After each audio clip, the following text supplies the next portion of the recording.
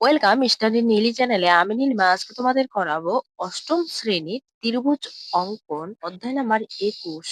বসে দেখি 21-এর 1-2 দাগের অঙ্কগুলি। এক নাম্বার, একটি ত্রিভুজ আঁকি যার দুটি বাহুর দৈর্ঘ্য 6 সেমি ও 7 সেমি এবং 7 সেমি দৈর্ঘ্যের বাহুর বিপরীত কোণ 60 ডিগ্রি। বাহুর মাপ কিরূপ হলে দুটি ত্রিভুজ পাবো লিখি। তাহলে প্রথমে আমাদের একটি ত্রিভুজ অঙ্কন করতে হবে যার দুটি বাহুর দৈর্ঘ্য কত 6 সেমি ও 7 সেমি। মানে দুটি বাহুর দৈর্ঘ্য কত হবে, একটি 6 সেমি আর একটি কত হবে 7 সেমি। এবার বলছে যে 7 সেমি দৈর্ঘ্যের বাহুর বিপরীত কোণ কত হবে 60 ডিগ্রি। বিপরীত কোণ মানে কি, আমি ধরো এটি ত্রিভুজ মানে কি যার তিনটি কোণ থাকবে, কয়টি কোণ, তিনটি কোণ থাকবে এবং তিনটি বাহু থাকবে, তাকে আমরা কি বলবো, ত্রিভুজ। এবার আমি মনে করো আমি এখানে 60 ডিগ্রি অঙ্কন করেছি। এখানে বলছে 7 সেমি দৈর্ঘ্যের বাহুর বিপরীত কোণ কত 60 ডিগ্রি। তাহলে এই বাহুটির দৈর্ঘ্য কত হবে আমার 7 সেমি, এটি কত হবে আমার 6 সেমি। তো প্রথমে আমাকে কি করতে হবে, যে 1 নম্বরের জন্য 6 সেমি এবং 7 সেমি দৈর্ঘ্যের মাপটি নিয়ে নিতে হবে। 1 নম্বরে লিখবো। তাহলে আমরা কি করব, প্রথমে 6 সেমি দৈর্ঘ্যের মাপটি নিয়ে নিই। 6 সেমি দৈর্ঘ্যের মাপটি নেওয়ার জন্য এই 0 থেকে 6 অবধি মাপ নিব, এই 6 দাগ অবধি মাপটি নিব। এটি হচ্ছে আমার কত 6 সেমি। এবং তারপরে আমরা কি করব, এই 0 থেকে এই 7 অবধি মাপটি নিব, এটি হচ্ছে কত আমার 7 সেমি। তাহলে এটি লিখবো আমি কত 6 সেমি, আর এটি লিখবো কত আমি 7 সেমি। এবারে আমরা কি করবো, এই যে কোনো দৈর্ঘ্যের একটি কি সরলরেখা টেনে নিব এবং এই সরলরেখার মধ্যে যে কোনো মাপে কি করবো, আমরা বৃত্তচাপ অঙ্কন করে নেব এখান থেকে। এবার যে মাপের বৃত্তচাপ অঙ্কন করেছি সেই মাপটি দিয়ে আবার আমরা এখানে বসিয়ে এটিকে এখানে কেটে নিই। কেটে নেওয়ার পর এবার কি করব, আমরা এই বিন্দুর সঙ্গে এই বিন্দু যুক্ত করে দিব।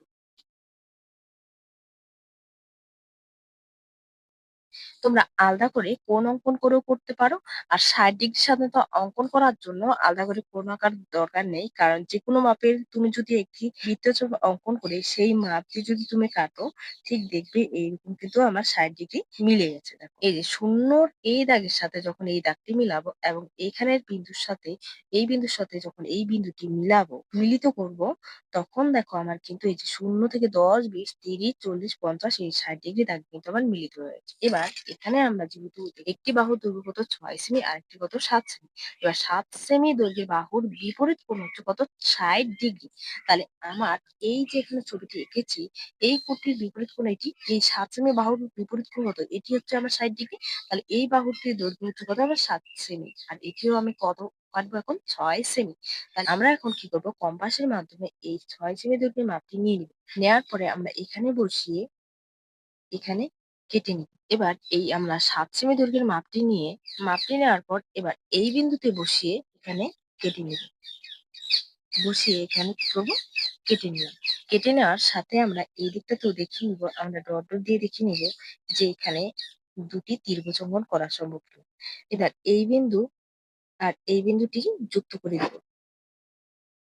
এটি হচ্ছে কত আমার 60 ডিগ্রি, আর এটি হচ্ছে আমার 6 সেমি, এটি হচ্ছে আমার 7 সেমি, এটি হচ্ছে আমার ABC। তাহলে আমরা এখানে লিখবো ত্রিভুজ ABC এর AB সমান সমান 6 সেমি,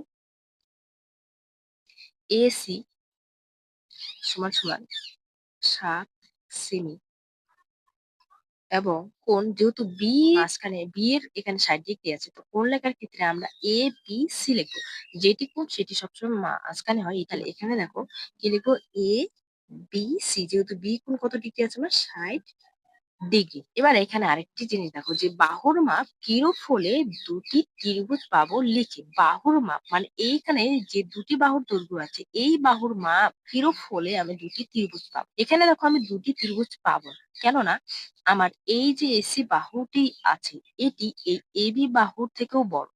আমার যদি এই এসি বাহুর দৈর্ঘ্যটি যদি এই এবি বাহুর দৈর্ঘ্য থেকে যদি কম হতো, মানে 6 সেমি যদি কম হতো, সেই ক্ষেত্রে আমি দুটি ত্রিভুজ পেতাম। যেহেতু আমার এবি বাহুর থেকে এসি বাহুর দৈর্ঘ্য বড়, তাই কিন্তু দেখো আমার এই যে আমার বৃত্তচাপটি দেখো এই দিয়ে কিন্তু এই দাগের সাথে কোথাও কিন্তু টাচ হয়নি।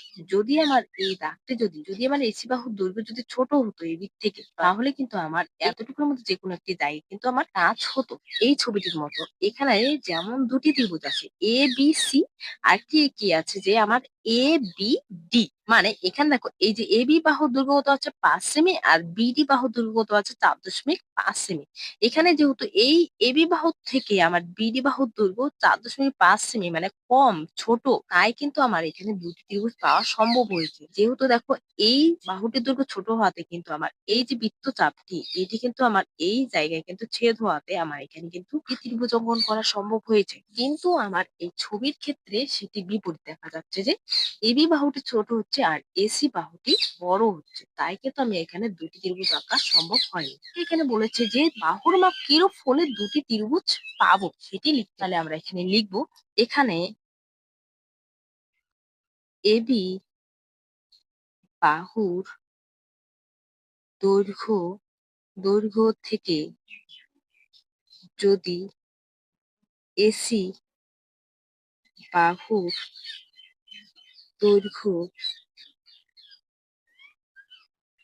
ছোট হতো, তাহলে দুটি ত্রিভুজ পাওয়া সম্ভব। সুতরাং এখানে A B greater than AC, কিন্তু যদি এসি গ্রেটার দেন এবি হতো, মানে এখানে যেহেতু এবি বাহুর দৈর্ঘ্য এই এবি বাহুর দৈর্ঘ্য এসি বাহুর থেকেও কি ছোট, কিন্তু যদি আমার আমার এসি বাহুর দৈর্ঘ্য এবি বাহুর থেকে ছোট হতো, তাহলে দুটি ত্রিভুজ পাওয়া যেত। 2 নাম্বার, একটি ত্রিভুজ আঁকি যার দুটি বাহুর দৈর্ঘ্য 6 সেমি ও 9 সেমি এবং 9 সেমি দৈর্ঘ্যের বাহুর বিপরীত কোণ 105 ডিগ্রি। বাহুর মাপ কিরূপ হলে দুটি ত্রিভুজ আঁকা সম্ভব নয় লিখি। এটিও একই রকম এই 1 নাম্বার ত্রিভুজটির মতো অঙ্কন করতে হবে। এখানেও দুটি বাহুর মাপ যেমন দেওয়া ছিল এখানেও আছে, এবং এখানে 7 সেমির বিপরীত কোণ যেমন 60 ডিগ্রি অঙ্কন করেছি, এখানে 9 সেমি দৈর্ঘ্যের বাহুর বিপরীত কোণ কত 105 ডিগ্রি অঙ্কন করতে হবে। আর বলছে বাহুর মাপ কিরূপ হলে দুটি ত্রিভুজ আঁকা সম্ভব নয়। এখানে যেমন বাহুর মাপ কিরূপ হলে দুটি ত্রিভুজ পাওয়া সম্ভব বা পাওয়া যাবে সেটি লিখতে হচ্ছে এটির বিপরীত। এখানে পাওয়া সম্ভব নয় সেটি আমাকে লিখতে হবে। তাহলে আমরা এখানে 2 নাম্বার দিয়ে লিখবো। এখানে আমরা কি করব, এই মাপ নিব, সেটি হচ্ছে কত আমি 6 সেমি। এই 0 থেকে এই 6 অবধি হচ্ছে আমার কত 6 সেমি। আবার এই 0 থেকে 9 দাগ অবধি হচ্ছে কত আমার 9 সেমি। এছাড়াও আমরা এখানে কি করব, যে কোনো মাপের একটি সরল রেখাংশ টেনে নেব। টেনে নেওয়ার পর আমরা এখানে প্রথমে এটি লিখে নিব 6 সেমি, আর এটি লিখবো কত আমি 9 সেমি। এবার আমরা কি করব, চাঁদার সাহায্যে আমরা 105 ডিগ্রি অঙ্কন করব।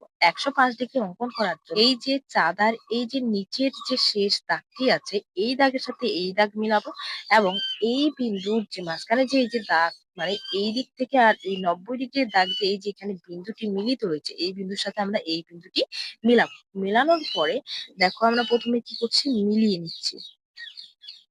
মিলিয়ে নেওয়ার পর এবার দেখো আমি কত নিব, 105 ডিগ্রি। দেখো এই যে 0 থেকে 10, 20, 30, 40, 50, 60, 70, 80, 90, 100, আর এই যে মাঝখানে যে বড় দাগটি আছে এটি হচ্ছে কত আমার 105। এখানে তাহলে আমি এই বিন্দুটি দিয়ে নেব। তোমরা আলাদাভাবে এখানে কোন অঙ্কন করে, এরকম দাগ দিয়ে কোন অঙ্কন করেও করতে পারো, এটি ডাইরেক্ট এভাবেও করলে করতে পারো। তো আমি এই বিন্দুর সাথে এখন কি করব, এই বিন্দুটি যুক্ত করে দিব। এখানে আমি অঙ্কনই করে দিচ্ছি 105 ডিগ্রি, ঠিক আছে, তোমাদের সুবিধা হবে। এই যে আমি যে কোনো মাপের একটি কি সরলরেখা টেনে নিলাম। এবার এই সরলরেখার মধ্যে কি করব? এই যে দাগটি আছে, এই দাগের সাথে এই দাগ মেলাবো এবং এই বিন্দুর সাথে এই বিন্দুটি মিলাবো। মেলানোর পরে আমরা কি করব? ১০৫° ওখানে যেমন টেনে নিয়েছি, ঠিক সেইভাবে এখানে দিয়ে ১০৫° টেনে নিব। এখানে দেখো ০, ১০, ২০, ৩০, ৪০, ৫০, ৬০, ৭০, ৮০, ৯০, ১০০। আর এই যে ১০০ আর ১১০ এর মাঝখানে যে এই যে দাগটি আছে, এটি হচ্ছে কত আমার? ১০৫। তাহলে বিন্দুটি কোথায় হবে আমার? এখানে। ঠিক আছে? তাহলে এটি আমরা টেনে নিব। তাহলে এটি আমরা কি করব? টেনে নিলাম। টেনে নেওয়ার পর যেকোনো মাপের একটি কি এখানে বৃত্তচাপ অঙ্কন করে নেব। দেখো এখানে বসিয়ে বৃত্তচাপ অঙ্কন করে নিলাম। এবার এখানে বসিয়ে আমরা যেকোনো মাপের একটি কি এই যে বৃত্তচাপ অঙ্কন করে নিলাম যেকোনো মাপের, সেই মাপটি নিয়ে আমরা এখানেও একটি কি বৃত্তচাপ অঙ্কন করে নেব।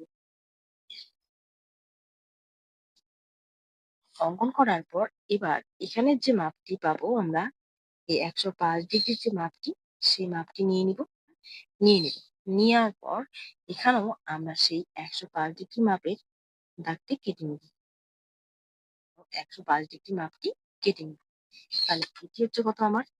১০৫°। এটিও কত আমার? ১০৫°। এবার ৬ সেমির যে বাহুর দৈর্ঘ্যটি আছে সেই মাপটি নিব। নেওয়ার পর আমরা কি করব? এইখানে বসিয়ে এখানে কেটে নিব। কেটে নেওয়ার পর আবার এবার ৯ সেমির যে বাহুর দৈর্ঘ্যটি আছে সেই মাপটি নিব।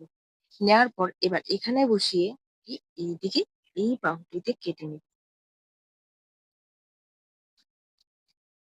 কেটে নেওয়ার পর এই যে ছেদবিন্দু এসেছে, এই ছেদবিন্দুর সাথে এই ৬ সেমি দৈর্ঘ্যের মাপটি যে কেটেছিলাম আমরা সেই মাপের সাথে যুক্ত করে দিব।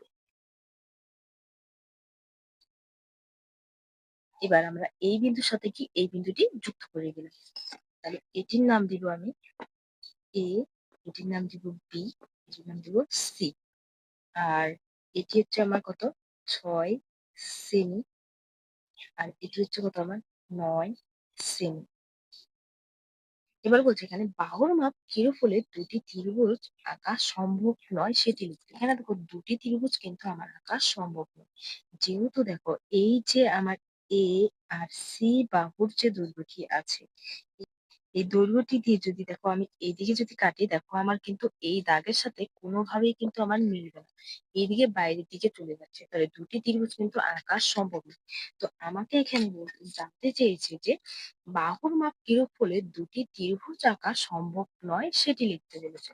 তাহলে আমরা এখানে লিখবো ত্রিভুজ এ বি সি এর এ বি সমান সমান ৬ সেমি, এ সি সমান সমান ৯ সেমি এবং এ বি সি সমান সমান কত? ১০৫°।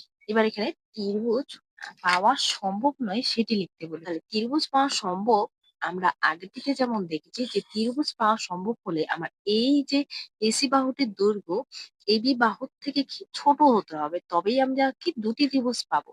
তাহলে এখানে পাওয়া সম্ভব নয়, কারণ কি আমার এখানে এবি বাহু, এখানে এবি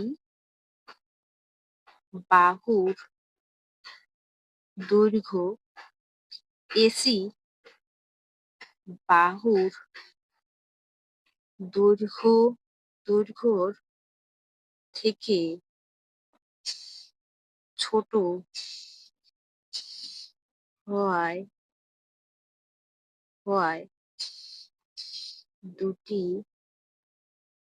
ত্রিভুজ পাওয়া সম্ভব নয়।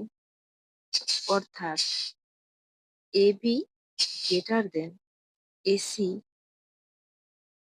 হওয়ায় দুটি দুটি ত্রিভুজ পাওয়া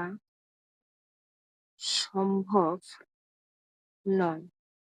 ভিডিওগুলো যদি তোমাদের ভালো লেগে থাকে অবশ্যই লাইক, শেয়ার, সাবস্ক্রাইব করে পাশে থাকবে। আর পুরো ভিডিওটি দেখার জন্য থ্যাংক ইউ।